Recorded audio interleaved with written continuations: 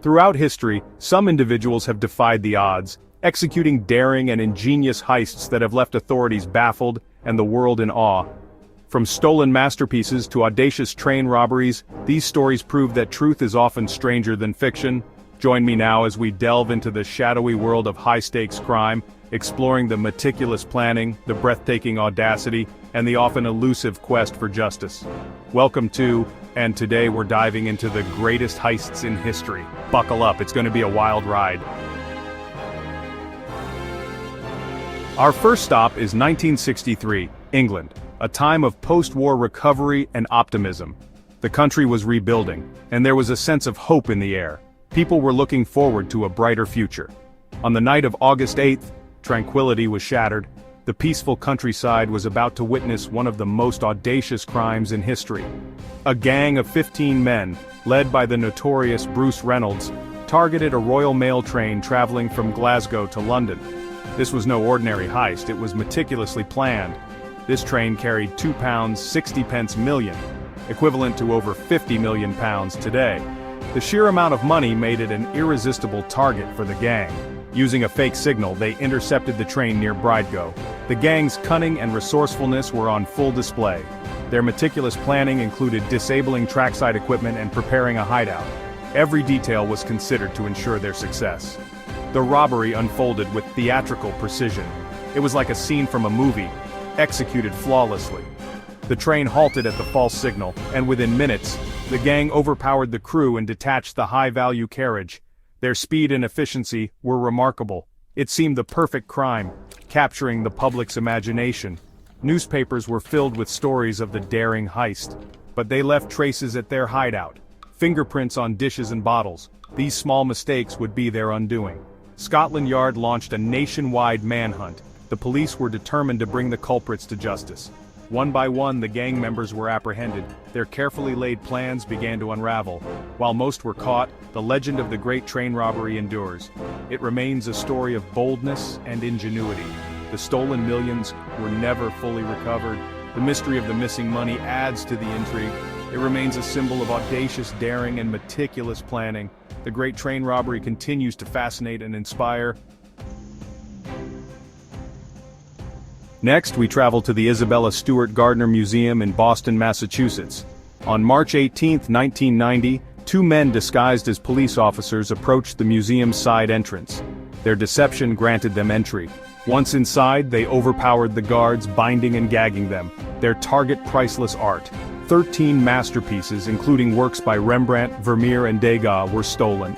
The estimated value was $500 million, but their cultural significance was immeasurable. The FBI launched a massive investigation, but the trail quickly went cold.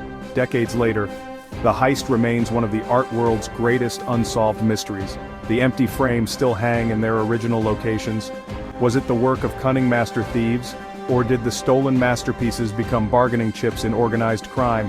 The answer remains elusive. The heist continues to captivate the public imagination.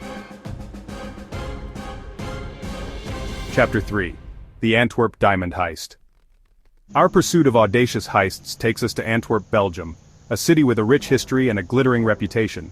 This city, renowned for its diamond trade, was home to one of the most secure diamond vaults in the world, a fortress of wealth and security. Enter Leonardo Notarbartolo, a charismatic Italian with a penchant for risk and a mind for meticulous planning. In 2003, Notarbartolo and his crew set their sights on the Antwerp Diamond Center, a building that housed unimaginable wealth. The vault contained millions of dollars worth of diamonds, gold, and other precious stones, a treasure trove that seemed impenetrable.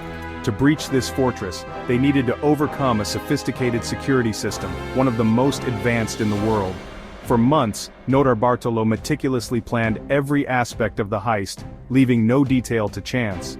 He assumed fake identities, rented offices near the Diamond Center, and even befriended a diamond trader to gain insider knowledge. On the weekend of February 15, 2003, under the cover of darkness, they infiltrated the Diamond Center with precision and stealth.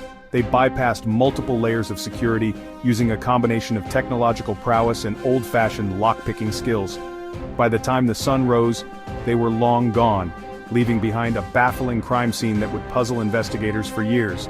Over $100 million worth of diamonds, gold and jewelry had vanished without a trace, a heist of epic proportions. The audacity and meticulous planning earned Notarbartolo the title of Master Thief, a legend in the world of crime. Despite a global manhunt, Notarbartolo remained elusive for weeks, evading capture with cunning and skill. He was eventually apprehended, but the stolen diamonds seemed to have vanished into thin air, never to be recovered. The Antwerp diamond heist remains a testament to the allure of unimaginable wealth and the lengths to which some will go to obtain it. It continues to captivate the public imagination, a story of daring and intrigue that will be remembered for generations. Chapter 4. The Baker Street Burglary. Our final destination takes us to London in 1971, a city bustling with energy and change. Amidst a cultural revolution, a group of unlikely criminals plotted a daring heist that would go down in history. Their target was none other than Lloyd's Bank on Baker Street, a seemingly impenetrable fortress. The mastermind behind this audacious plan was Anthony Gavin. He led a motley crew of amateur boxers, used car salesmen and petty thieves. Their plan was as simple as it was bold tunneling. They rented a shop 2 doors down from the bank, posing as legitimate businessmen, and began their subterranean operation with meticulous precision. Week after week they dug tirelessly towards the bank's vault. Their secret weapon was a set of walkie-talkies which kept them in constant communication. Their code phrase, "Let's have lunch," became iconic, a seemingly innocent phrase masking their illicit activities. An amateur radio enthusiast by sheer chance intercepted their conversations and alerted the police, setting off a chain of events.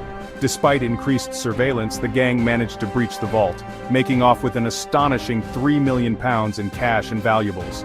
The police were left red-faced and determined to bring the perpetrators to justice, but the gang had vanished without a trace. They left behind only empty safety deposit boxes, a testament to their audacity and planning. The Baker Street burglary remains a fascinating case study in audacious planning, sheer luck, and the perfect execution of a heist. It continues to captivate the public imagination, a story of daring and intrigue that refuses to fade away. From meticulously planned operations to audacious gambles, these heists offer a glimpse into the darker side of human nature. These stories remind us that even the most secure vaults are not infallible. Which heist do you think was the boldest? Let us know in the comments. Thanks for watching. Don't forget to like, subscribe, and hit the bell for more incredible stories from the past. See you next time.